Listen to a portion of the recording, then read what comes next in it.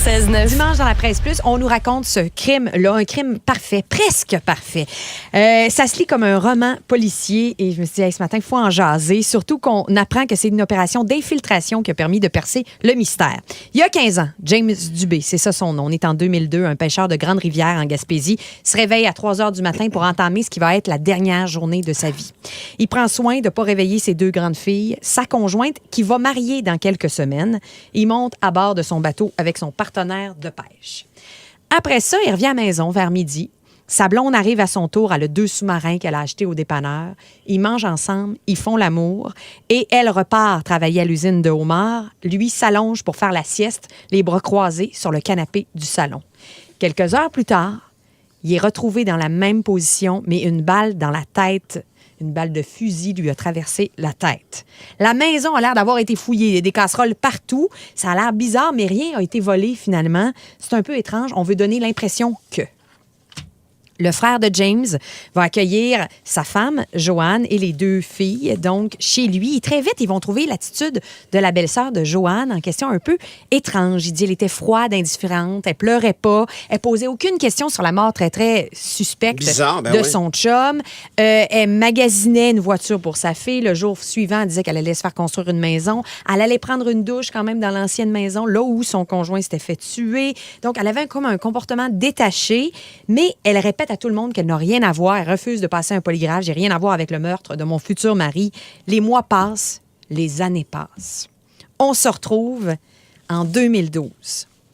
Donc, il y a 5 ans. Joanne descend de sa voiture devant sa maison. Elle y demeure avec un nouveau conjoint à Rivière-du-Loup. Et elle remarque une femme debout près d'une voiture garée sur la rue. Elle demande à la madame, avez-vous besoin d'aide? La dame dit, je suis perdue, je cherche ma sœur, il faut que je lui annonce le décès de notre mère, mais ça fait des années que j'ai pas revu ma sœur, mais je sais qu'elle reste ici, tout ça. Alors, Joanne va lui proposer de l'aider. Mais Joanne ne le sait pas encore. L'inconnue qui est désorientée, en fait, c'est une agente d'infiltration de la SQ. Non. Et la GRC est complice de tout ce stratagème-là. Elle va faire monter à bord cette agente-là. Et c'est la 8e fois en plus de 2 semaines que cette agente tente une approche auprès de Joanne. Ça marche jamais. Et là, ça y est, l'appât est accroché.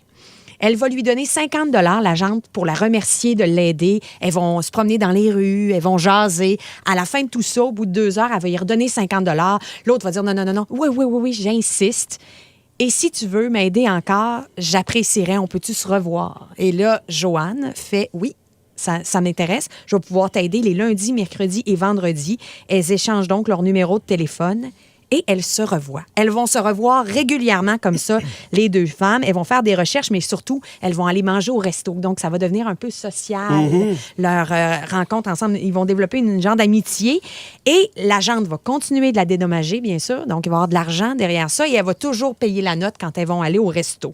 Joanne va se confier. Elle va raconter qu'elle a été victime de violences conjugales de la part de son ex et va affirmer que ce dernier est mort dans un accident. Elle va confier qu'elle a déjà eu des problèmes d'alcool, des problèmes de jeu. Et l'agente, elle, va lui confier, hey, moi, j'ai un mari, il y a une entreprise, tout ça. Il faut aller changer des voitures. Elle installe tranquillement un 2e piège. Et là, à un moment donné, elle dit, oui, justement, il faut que j'aille déplacer un véhicule d'une ville à une autre. Hey, toi, tu as du temps de libre. Puis tu me dis souvent que tu n'as pas assez d'argent.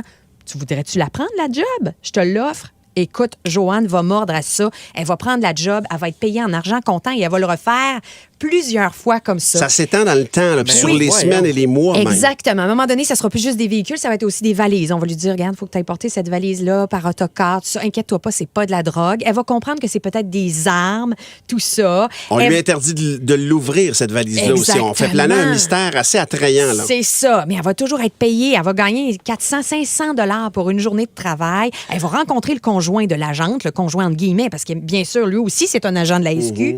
Et d'autres prétendus membres de l'organisation, ils vont célébrer ensemble certaines journées. Ils vont lui offrir à souper, ils vont aller voir un match du Canadien. Elle n'a jamais vu le match du Canadien de sa vie. Elle va vivre une vie de fou. Et à un moment donné, elle apprend qu'une grosse job l'attend si elle se monte à la hauteur. Mais avant d'avoir accès à cette grosse job-là, elle doit rencontrer le patron de l'organisation.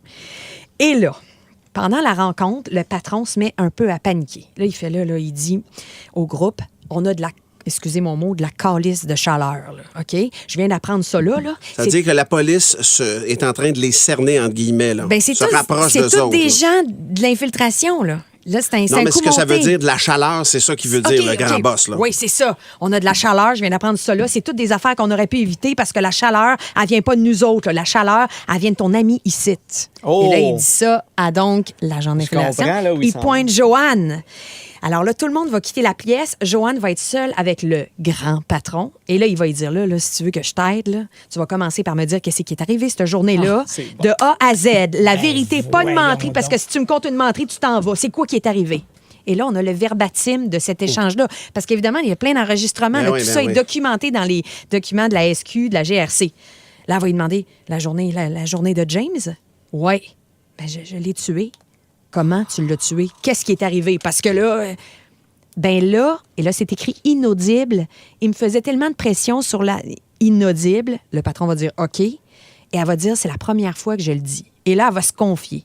J'ai pas décidé du moment. C'est arrivé comme ça. C'est arrivé comme un flash. Elle va dire l'avoir tué pendant qu'elle faisait la sieste, qu'elle a jeté des chaudrons par terre pour simuler un vol, qu'elle a enroulé l'arme dans un tapis, qu'elle est sortie derrière la maison, qu'elle a quitté en voiture. Elle est allée porter l'arme dans un bois à Chandler, à une quinzaine de minutes de chez elle.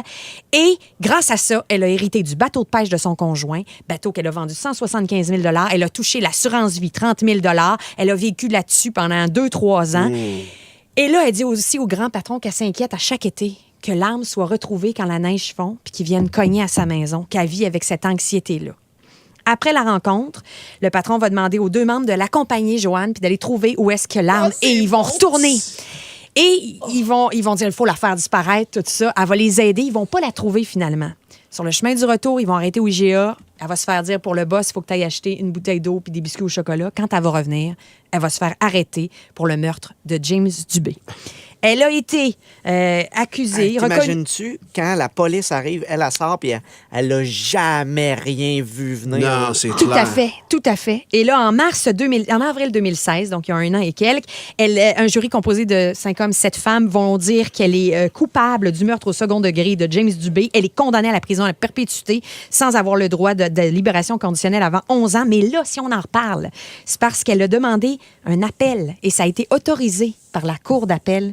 On va donc réouvrir son dossier. Elle dit n'avoir rien à voir avec le meurtre. Elle dit qu'elle a menti au grand patron par crainte de mourir. Elle soutient être une victime et que le piège de l'opération qu'on appelle un Mr. Big a fait en sorte qu'elle a dit ce que la police voulait entendre, mais elle n'est pas coupable. Voilà, elle va se défendre de cette façon-là. Elle est vraiment... C'est accepté en appel.